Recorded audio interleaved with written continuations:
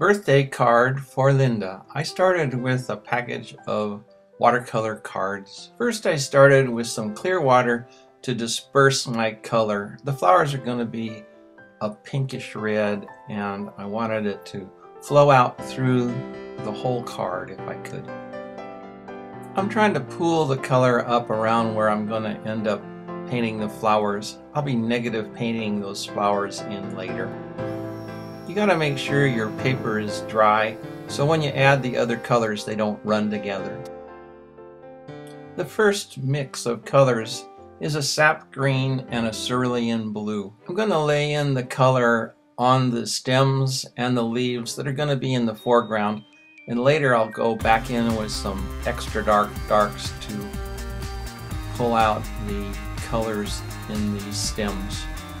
I'm going to slowly add in some burnt umber and continue using the cerulean and the sap green. And you might notice right in here I'm going around some of the flowers that I want to leave. You'll see it take shape right there.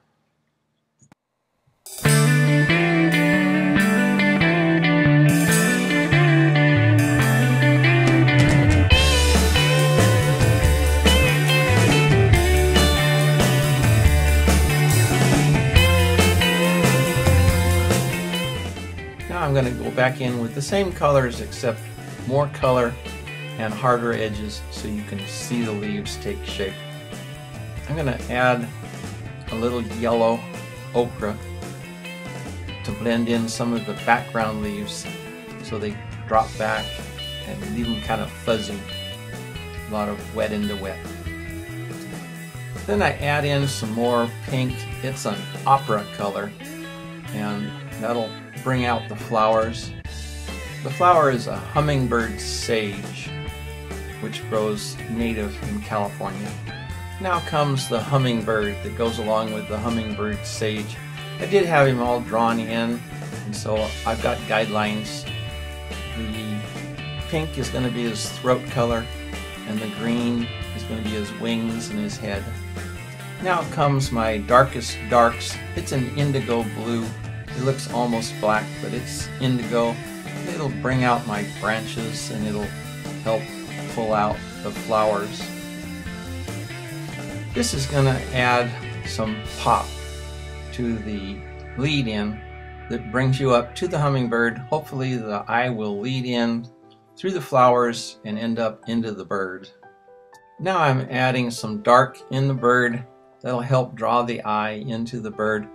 I want to keep him pretty loose and pretty subdued. I don't want too much focus on the bird because the actual picture is about the flower.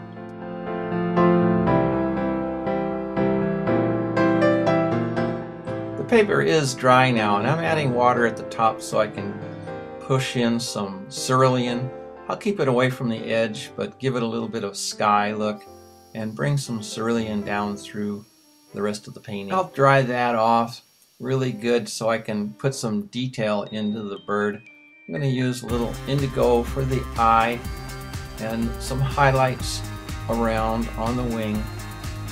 And then eventually after I get the dark into the bird, I'm going to take a little X-Acto knife and I'm going to scrape out a highlight for his eye.